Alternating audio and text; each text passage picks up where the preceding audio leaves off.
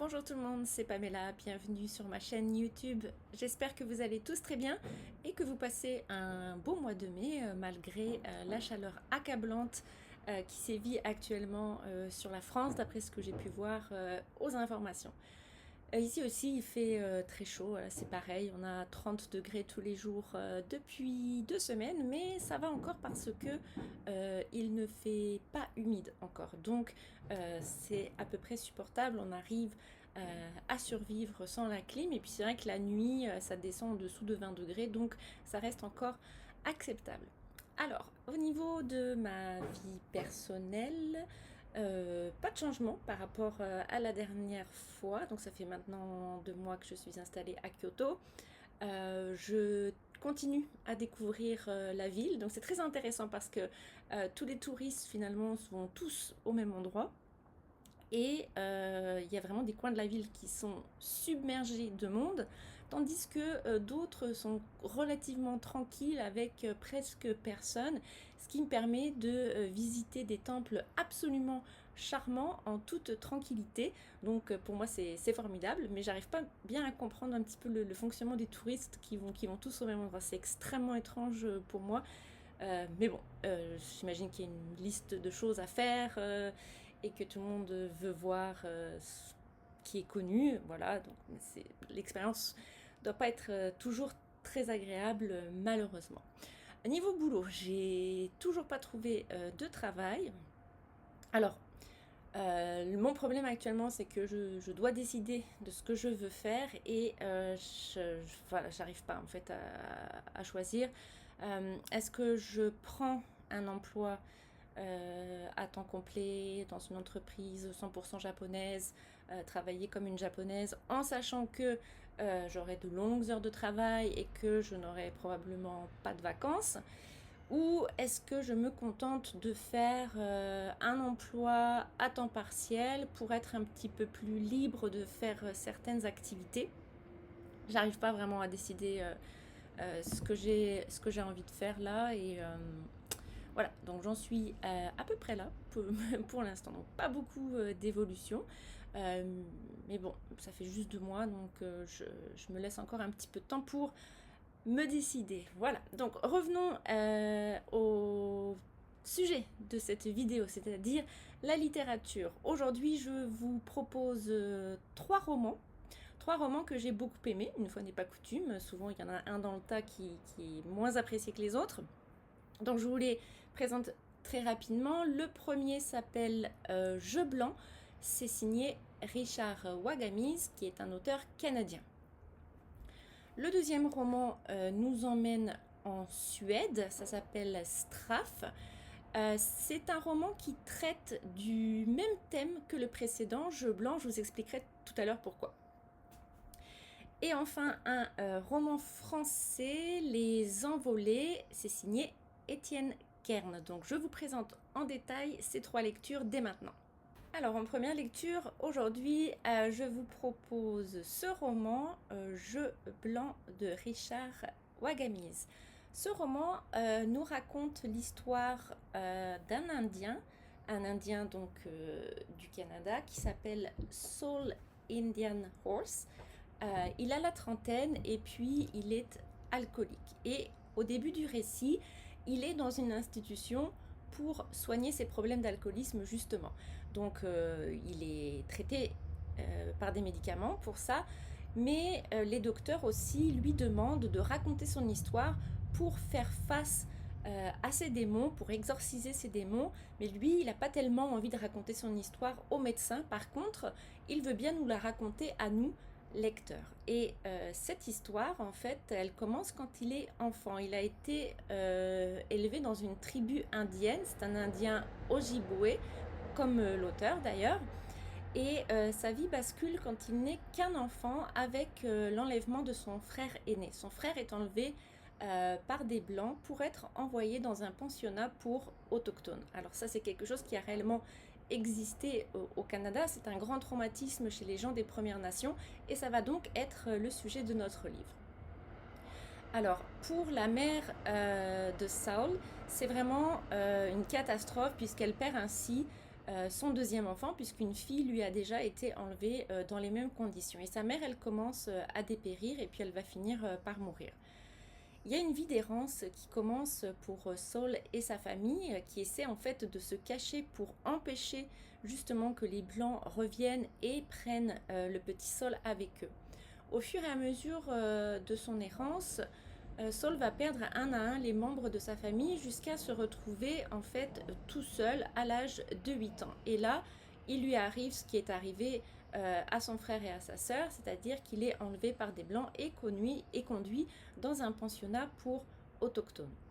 Là-bas, Saul va découvrir toute la violence et toute l'horreur de ces pensionnats catholiques, tout ce qui est imposé à ces enfants indiens. Mais en même temps, il va découvrir ce qui va devenir sa grande passion, le hockey sur glace.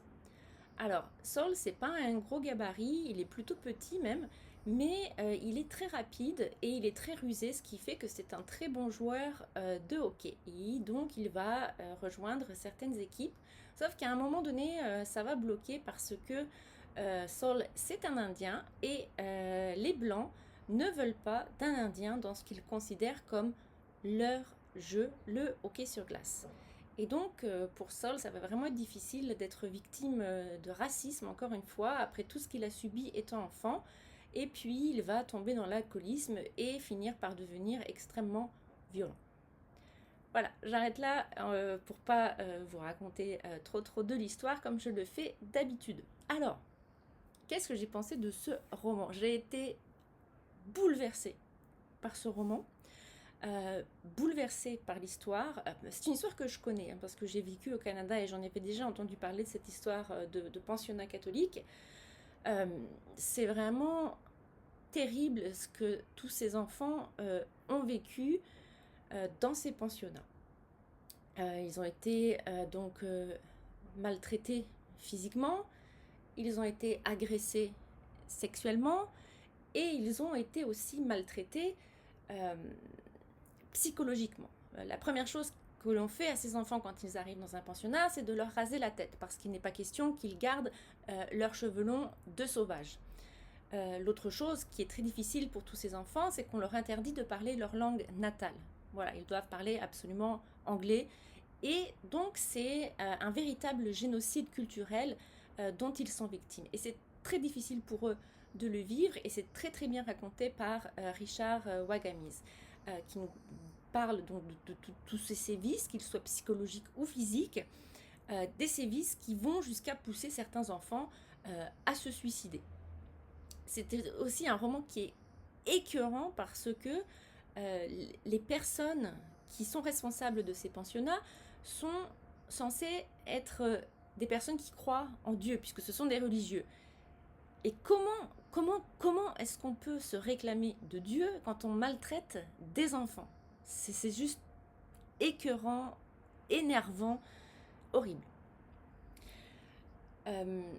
Donc dans ce roman, il y a toute cette histoire de pensionnat, mais il y a également une grosse partie, bien sûr, qui est réservée au hockey sur glace. Mais rassurez-vous, si vous n'aimez pas ce jeu ou si vous n'y connaissez absolument rien, ça ne gêne absolument pas la lecture. Alors oui, il y a des passages qui vont décrire un petit peu des techniques de hockey sur glace, des matchs de hockey sur glace, mais ça ne nuit absolument pas au fil du récit et à son thème principal, qui est donc ces pensionnats et ces abus dont sont victimes les enfants. Alors la fin du roman, elle est extrêmement poignante, et je ne l'avais pas vu venir en fait, alors que c'est quelque chose, comme je vous dis, que je connais, c'est un sujet que je connais un petit peu et j'aurais dû le voir venir, mais je ne l'ai pas vu venir, donc bravo à l'auteur qui malheureusement est décédé. C'est une fin qui m'a vraiment bouleversée. Voilà, donc un roman très fort, très puissant, servi par une plume extraordinaire. C'est Jeu blanc de Richard Wagamese. C'est paru aux éditions Zoé. C'est une maison d'édition que je ne connaissais pas. Apparemment, c'est suisse. Je suis allée faire un petit tour sur leur site internet. Ils ont l'air d'avoir pas mal de bouquins intéressants. Je vous le recommande, ce livre, il est merveilleux. Lisez-le, franchement, c'est très important. partons maintenant en Suède avec Straff. C'est un roman qui est paru en 2023, un roman relativement récent donc, et qui, comme je vous le disais en introduction, a le même thème que le roman que je vous ai présenté précédemment, Jeu blanc. Alors, il a le même thème puisqu'il s'intéresse lui aussi à une école pour autochtones en Suède, et ces autochtones, c'est le peuple sami, donc c'est le peuple lapon qui vient de tout le nord de la Scandinavie. Alors, nous sommes en 1950 en Suède, et Else Mage, qui est une petite fille de 7 ans, elle est enlevée à sa famille pour être mise dans une école pour nomades. Alors, elle n'est pas uniquement à l'école, elle reste aussi au pensionnat, elle peut rentrer dans sa famille pendant les vacances, mais la plupart du temps, elle est quand même dans cette école. Et avec d'autres enfants samis, ils n'ont absolument pas le droit d'utiliser la langue sami. Alors, on retrouve toujours les mêmes techniques de la majorité pour oppresser la minorité. Ça commence par la langue. Et s'ils le font, ils sont sévèrement punis. Donc, Else Mage, il y a d'autres enfants dans ce pensionnat, j'ai noté leurs noms, donc John Ante, Marge, Anne Risten, Nilsa, entre autres, qui, en plus d'être séparés de leur famille, d'être coupés de leur culture, doivent faire face à la violence physique de la directrice de l'établissement. Même si eux, ils ont un peu plus de chance que notre ami Saul, puisqu'ils ont des alliés en la personne de la gouvernante et de la cuisinière notamment, qui les aident et qui les couvrent un petit peu, puis qui de temps en temps leur parlent sami. 30 ans plus tard, les enfants ont grandi, mais pour nombre d'entre eux, les traumatismes sont toujours présents. Alors, Else Mage, elle s'est mariée et puis elle a repris une activité traditionnelle sami, à savoir l'élevage de rennes. John Ante, lui, c'est un peu un Tanguy, voilà, il travaille, mais le week-end, il fait pas grand-chose. Tout ce qui l'intéresse, en fait, c'est sa voiture, aller faire des tours en voiture avec ses amis. Marge, elle est célibataire aussi, et puis elle s'est lancée dans un projet d'adoption. Elle a adopté une petite fille colombienne, et elle ne sait pas vraiment en fait comment se comporter avec cet enfant, parce que voilà, elle a arraché la petite à son pays, à sa culture. Elle la force à apprendre le suédois. Donc, c'est tout ce qu'elle a subi, elle, étant enfant. Elle le refait vivre en fait à une autre enfant qui est sa propre fille. Elle a un petit peu de mal avec ça. Anne Risten, elle est devenue complètement hypochondriaque, et puis elle essaye tant bien que mal de cacher ses origines à son entourage, parce qu'elle a honte d'être d'origine lapone. Quant à Nilsa, lui, il était déjà un enfant violent du temps du pensionnat, il terrorisait ses camarades.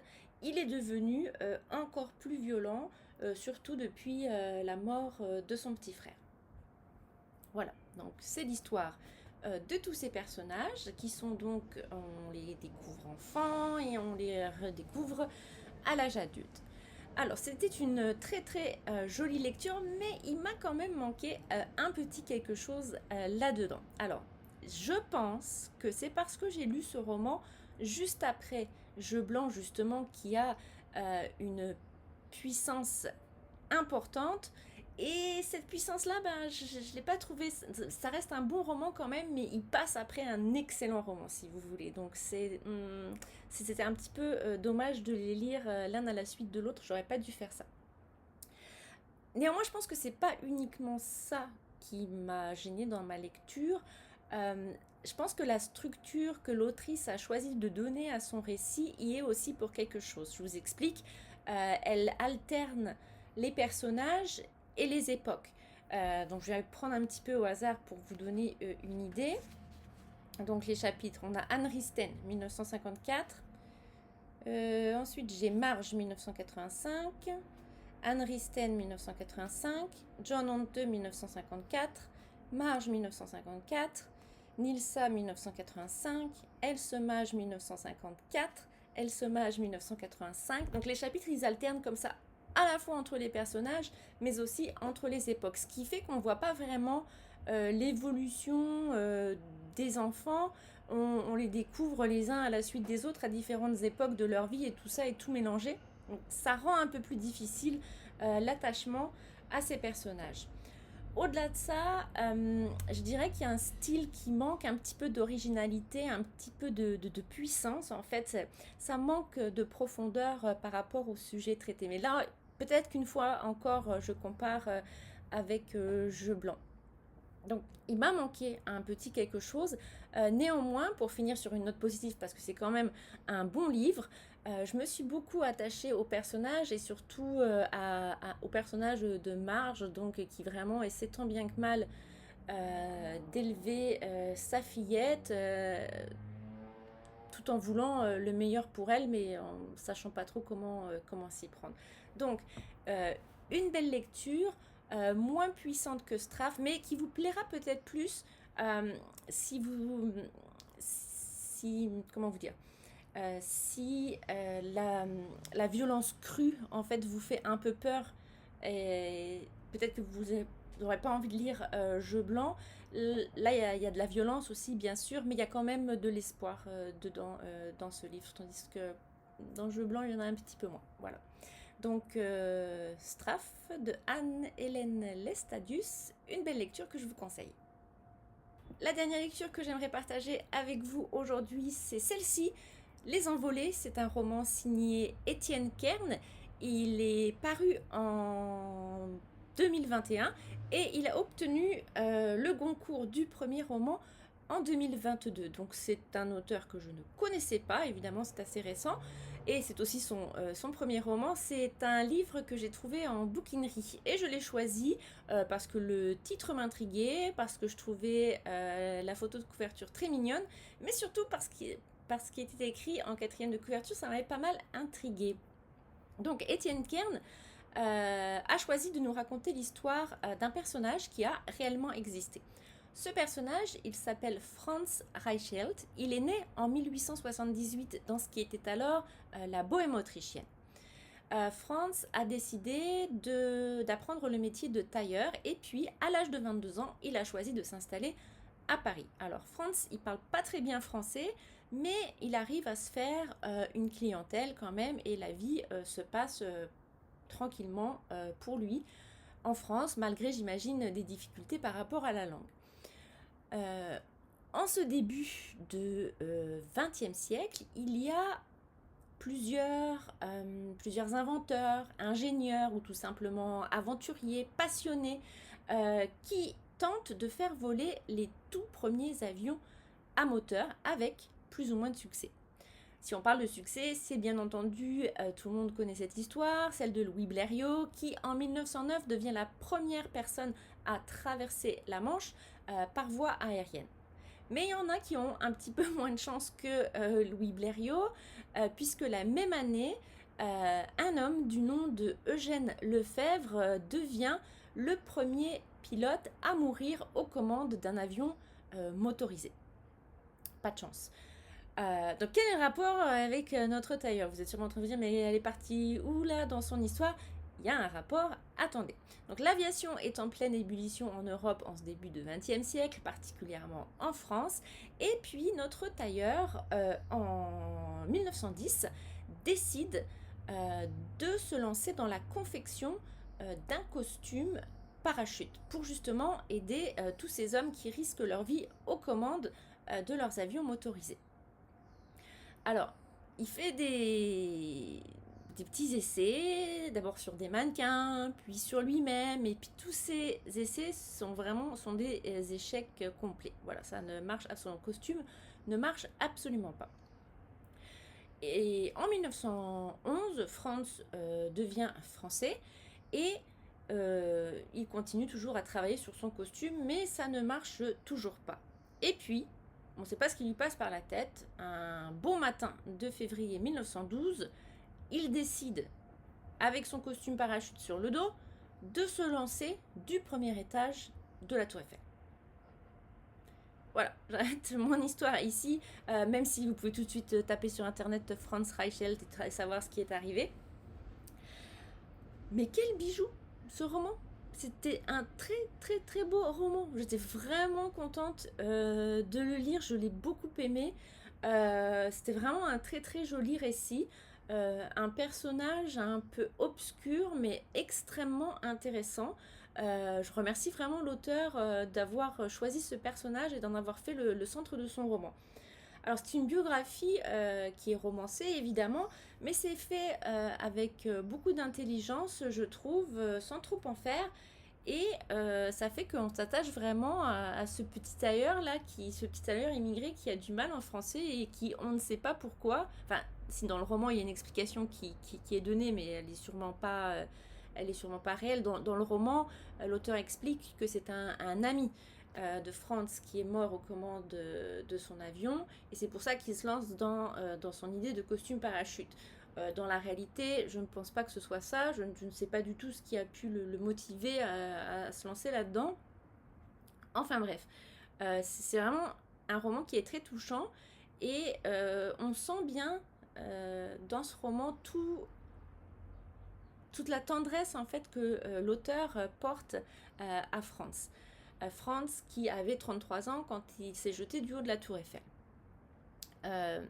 Les chapitres alternent donc entre la vie de Franz, voilà, son obsession pour les costumes parachutes, etc., et les passages où le narrateur-auteur explique un petit peu comment il a découvert ce personnage, comment il a découvert les premières photographies qui le montrent tentant d'essayer son fameux costume parachute, jusqu'à cette fameuse vidéo où on le voit sauter du haut du premier étage de la tour Eiffel. Vidéo d'ailleurs que vous pouvez, si vous en avez envie, je vous préviens, c'est pas très beau à voir.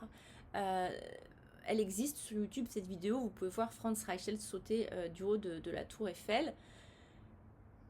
Et c'est vrai qu'on se dit à ce moment-là, mais pourquoi Pourquoi est-ce que vous avez fait ça, Franz? Pourquoi? Voilà, donc c'est vraiment une belle histoire. C'est une histoire très très touchante. C'est un tout petit roman.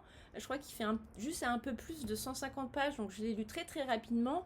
Mais souvent, après ma lecture, j'ai repensé à Franz. J'ai cherché un petit peu à me renseigner sur lui sur Internet. Je suis tombée sur son testament qu'il a rédigé dans un français plein de fautes, mais ça le rend encore plus touchant. Et ouais, voilà quoi, Franz, pourquoi.